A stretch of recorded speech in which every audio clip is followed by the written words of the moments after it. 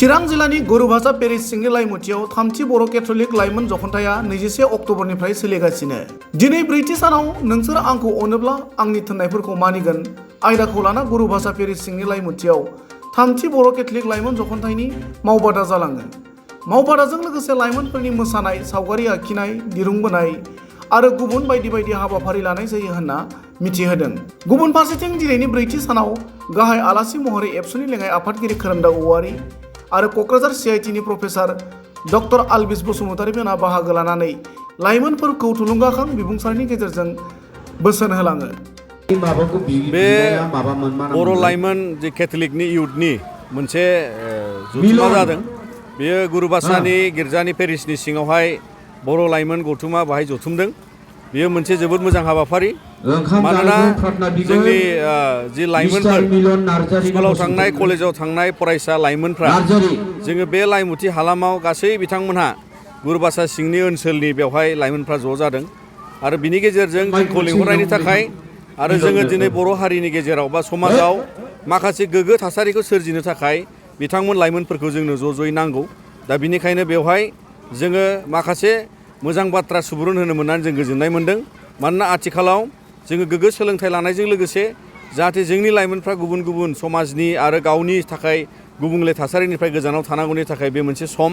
जेरैहाय जोङो नुनो मोनो जे जोंहा स्कुल फरायनाय, कलेज फरायनायनि गेजेरावबो गोबाङा माने स्कुल गारनाय, कलेज गारनाय बायदि थासारिनि थाखाय जालाङो। नाथाय जोङो लुबैथारा जे साफ्रोम लाइमोना माखासे गाज्रि आखल आखुखौ लानानै बिथांमोना सोलोंथाइ गारनांनाय, स्कुल गारनांनाय बे जानो नाङा। मानोना जोङो नुदों जे दिनै जौ, जुवा, थांखु, बिरि, सिगारेट बिसोरनि गेजेरजोंबो जोंनि लाइमोनफोरखौ जोङो माने गोजानाव दोननो थाखाय नाजानांगौ। दा बेवहाय जोङो गोबां बेवहाय 150नि बारा लाइमोनफ्रा बेहाय ज' जादों। बेयो जोंनि थाखाय जोबोद माने मोजां बाथ्रा। मानोना समाजाव गुस्लायनाय, सोलायनाय लाबोनो थाखाय मोनफ्रोम बिथिङै बयबो खामानि मावनांगौ। जेरै बेवहाय दिनै काथलिक धोरोमनिफ्राय बे लाइमोनफोरखौ ज' खालामनानै बिथांमोनहा जि सुबुरुन होदों समाज बा बर' माहारिजों लोगोसे गोजोन आरो गोग्गो समाज दानायनि थाखाय गोबां बाथ्रा जों बेयाव सावरायदों। गुबुन फारसेथिंजाय माबोरै सासे फरायसाया जोङो जिउआव माने साक्सेसफुल जायो बा जिउआवहाय राहा लानो थाखाय गावबागाव कारियाराव आवगायनो थाखाय राहा खालामनो हायो, बेफोर बिथिंखौबो बेवहाय गोबां एक्सपार्ट लाबोनानै सावरायनाय जादों। दा बिनिखायनो जोङो बेयाव बाहागो जानो मोननानै जोबोद गोजोननाय मोन्दों। मिजिंथिदों जोंनि बर' लाइमोनफ्रा ज' ज'यै बेबादि माने गावनि जिउ राहा लामायाव दावगालांनांगौ, सासे मोजां आरो सोद्रोम गोनां सुबुं जानानै जों बेखिनिखौ हास्थायो। दिनै बियो मोनसे ख्रिस्टान बा केथलिक धोरोमनि मोनसे लाइमोनफोरनि जथुमा। थिग बिदिनो जोङो नुयो गोबां धोरोमनि गेजेराव, जेरै जोंनि बर'आव बाथौ धोरोम, ब्रह्म धोरोम गोबां लाइमोन हान्जा आफाद थायो। मानोना जोङो बयबो मानसि माहारिया गोबाङानो माने जोङो बयबो धोरोम सिबियो आरो बिनि गेजेरावनो जोङो दिनै नुयो जे धोरोमखौ सासे मानसिखौ मोजाङै जोथोन लानो बा फेंनो थाखाय खुलुमनाय जायो, सिबिनाय जायो। आरो बिनिखायनो दिनै जाय लाइमोनफोरखौ लानानै जों गोथों समाज दैदेननो, गोग्गो समाज दैदेननो जोंनो नांगौ, बिथांमोनखौ निस्सय गावगाबागावनि धोरोमनि सोमोन्दै, धोरोमनि बिजाबजों, धोरोमनि जि गाहाम बाथ्रा जों बेखौ फोसावनानै एबा मिथिहोनानै जाहाथे जोंनि धोरोमनि गुबै माने गुन आरो धोरोमखौ मानो सिबिनांगौ आरो मानसिनो धोरोमखौ मानो नांगौ, बे गासै बिथिंखौ लानानै जों बेयाव सावरायनो हायो।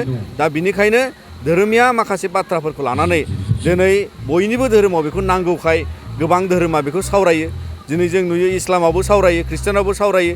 थिग बिदिनो बाथौ, ब्रह्म, जोंनि गुबुन गुबुन बर'नि गेजेराव आरो गुबुन धोरोम दंबावो, बिथांमोनहाबो सावरायो। दा बिनिखायनो बियो मोनसे गोख्रों मानसिखौ मोजां खालामनो हानायनि राहा जायो होननानै जों बेखौ फोथायो। मानोना जोंनि ख्रिस्टान धोरोमावबो बेखौ जों बयबो फोथायो जे धोरोमजों एबा धोरोम सिबिनायजों, खुलुमनायजों जों गाहाम बाथ्राजों गोबां मानसि बा जोंनि लाइमोनफोरखौ जों बेंनो हायो बा गोथों लामाखौ जों दिन्थिनो हायो। बेखिनिखायनो बेयो जोबोद गोनांथार। आंखौ आलासि महरै बे प्रग्रामाव लिंहरदों आरो बेवहायनो आङो मोनसे आयदाखौ लानानैहाय बुंथिनाय जादों। बेनो जाहैबाय अन साम चेलेन्जेस टु साक्सेसफुल लाइफ।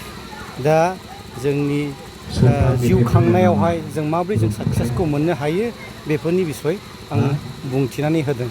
दा जेरैहाय जोङो साक्सेसआ मा बेखौ जों बुजायबाय आरो साक्सेसखौ मोननो थाखायहाय गोबां जोंहा गुनफोरखौ जोङो मोननो थाखाय नाजानांगोन। दा बेफोर गुनफोरखौ जोङो बिथांमोननोहाय दा साक्सेसखौ मोननो थाखायहाय जोङो प्रथमावनो जोङो मा खालामनांगोन जोङो एम इन लाइफ बेखौहाय जोङो जोंनि थांखिखौहाय जोङो थिग खालामनानै लानांगोन दा एम इन लाइफखौ थिग खालामोब्ला अब्ला राइट जोङो पारसिभियार खालामोब्ला जों सेस्था होबाय थायोब्ला आरो जोङो जेब्लायबो बेखौनो होसोनानै जोङो मावबाय थायोब्ला अब्ला जोङो मोननो हागोन आरो बेजों लोगोसे गोबां जोंहा स्किल्सफोर नांगौ जेरैहाय माने कमिउनिकेशन स्किल्स बुंनानैहाय बुजिहोनो हानाय लिरनानै बुजिहोनो हानाय एबा प्रेजेन्टेसन खालामनानैहाय बुजिहोनो हानाय बेफोर स्किलफ्रा बिराद इम्परटेन्ट आरो जेरैहाय टिम आरो अर्गानाइजेसनेल स्किल्स बेफोरखौ नांगौ ग्रुपखौ माबोरै दैदेननांगौ फसंथानखौ माबोरै दैदेननांगौ बेबायदि स्किलफोरा नांगौ आरो इमोशनेल स्किल्स होननानै बुङो इमोशनेल इन्टेलिजेन्स दा बेफोरखौबो नांगौ जोङो साक्सेसफुल जानो थाखायहाय आरो एनालाइटिकेल आरो प्रब्लेम सल्भिं स्किल्स बेफोरो नांगौ मानो होनबा जिखुनु जोङो साख्रि बाख्रि मावा मानो एबा जोङो फसंथानखौहाय दैदेना मानो बेवहाय जोंहा प्रब्लेम्सफोरा फैयो जों प्रब्लेम्सखौ माबोरै एनालाइज खालामनांगौ माबोरै जोङो बेखौहाय सल्भ खालामनांगौ बेफोर माने स्किलफ्रा एबा आखुफ्रा जोंहा गुनफ्रा जोंहा नांगौ दा बेफोरखौ जुदि जोंहा थायोबा अब्ला जोङो मा खालामनो जों साक्सेसफुल जानो हायो